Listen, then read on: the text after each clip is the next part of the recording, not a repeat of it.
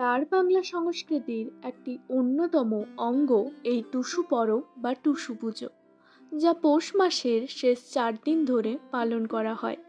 এই পুজো 4 দিন নিয়ে হয়ে থাকে, যা মূলত চাউরি, বাউরি, মকর ও আখান নামে পরিচিত।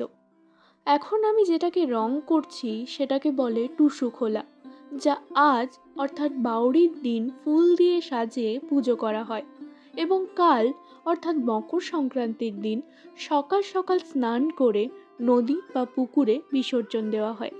এই মকর সংক্রান্তির দিন সকাল সকাল বাসি পিঠে খেয়ে দিন শুরু করার একটা রীতি রয়েছে, যা আগের দিন অর্থাৎ বাউরির দিন বানিয়ে রাখা হয়। এই পুজো মূলত পশ্চিমবঙ্গের পুরুলিয়া, বাঁকুড়া, মেদিনীপুরের কিছু অংশ এবং ঝাড়খণ্ডের সাঁওতাল পরগনা, ধানবাদ তথা উড়িষ্যার কিছু জায়গায় দেখা যায়। আমাদের এখানে বিশেষত বাউরি সম্প্রদায়ের লোকেরা এই টুসু উৎসব ধরে রাখায় অগ্রণী ভূমিকা নিয়েছেন। তোমাদের এখানে কি এটা হয়ে থাকে?